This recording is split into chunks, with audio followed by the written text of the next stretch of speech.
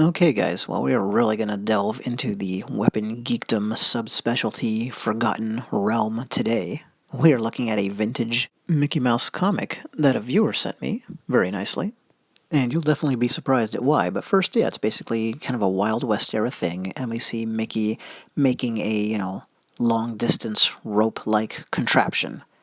Now, this one's not a weapon, but we're going to see him use one later in the video. Meanwhile, rope-like flexible weapons are a thing, of course. More famous in the East than the West, like here's the rope dart, although really I think that's more of a training implement than it ever was a real weapon.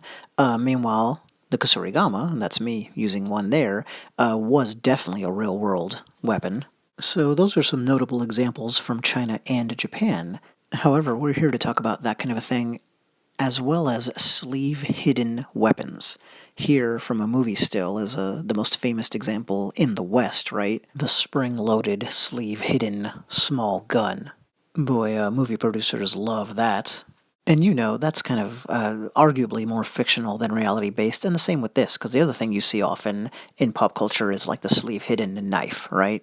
But one thing movie producers and the like never touch on is the actual historical reality that weapons like this, of course my specialty as a researcher, saps, blackjacks, slungshots, were hidden in sleeves quite often. So that is a forgotten aspect of a group of forgotten weapons, and I found evidence about this, of course, writing my book. You look at something like this and you're like, well, how would you put that in a sleeve? Well, it's only, 6 to 9 inches long, and you just shove it up there. This would be done with the implement on the palm side of your arm, so that when you held your arm down and shook, it would slide out into your hand.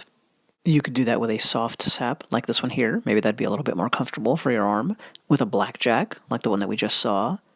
This configuration here, I know for a fact, was stored that way, because I found an old account of that, and the drawing in the newspaper article looked exactly like this, what I call a two-tails. And this is much smaller than a typical blackjack or sap, so that makes sense as well, right? It's going to be easier to keep in a sleeve. I was surprised in doing some updated research for this video to find even a modern seller. This is just from like a typical generic tactical website selling what looks like a pretty generic blackjack. I was surprised to see them mention the sleeve as a place you can hide one of these, so whoever wrote up that little bit knew their stuff.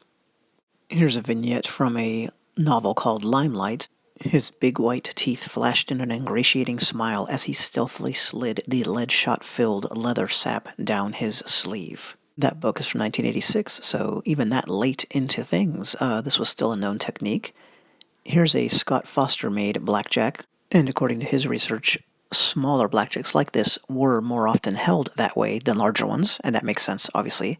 And so he sells these as sleeve billies, right? A billy club that fits in your sleeve. Because in the old days, people would call it a billy, whether it was an actual wooden club or a leather sap.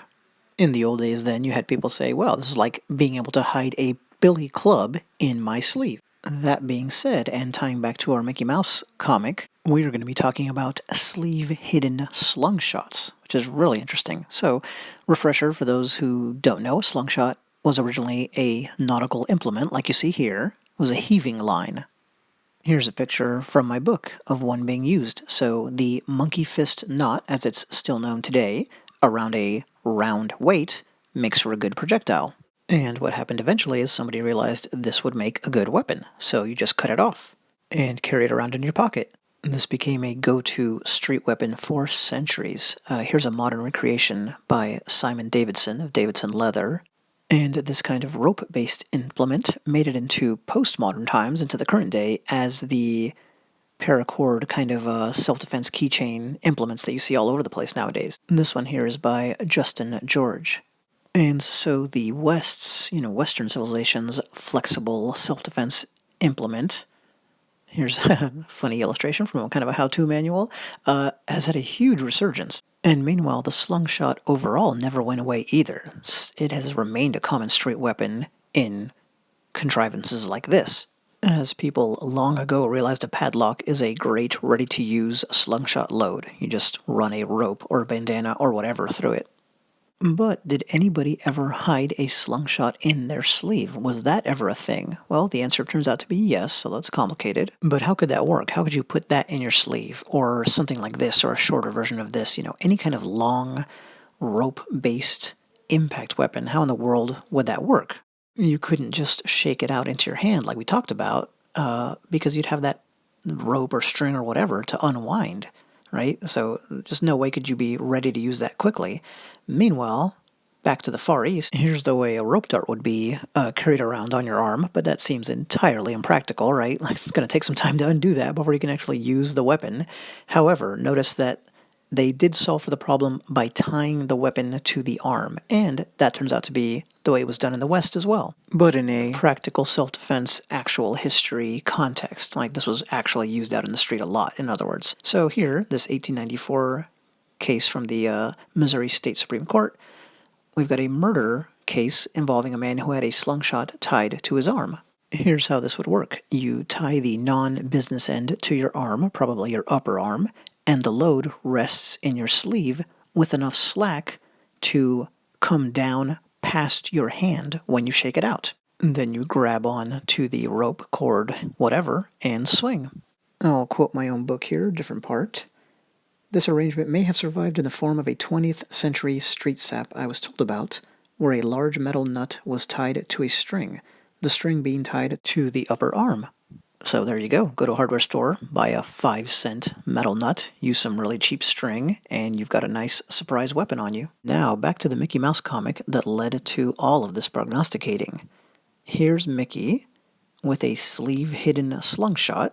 He's got some kind of release mechanism activated there, so kind of like the, the firearm sliding contrivance. And he unleashes his slungshot, which he handily tells us. I'll read from the comic here. Thanks very much to the viewer for sending me this and the translation. A sudden move of the wrist, and a thin, very robust steel wire tied to a hefty ball of copper unravels. And it is lights out for Goofy, so I would love to know, way back in the day, the person who kind of wrote this, conceived of it, where they got this idea from. But as you can see, it has solid historical precedence. The fanciful part of it, of course, was that kind of like James Bond, Inspector Gadget-like release mechanism. In real life, it would just be shaking it out, and it wouldn't be nearly this long either. It'd be more like 6 inches. This is full-on Chinese rope dart and or meteor hammer length. Well, I hope you found that interesting. A vintage pop culture sleeve-hidden slungshot. Thanks.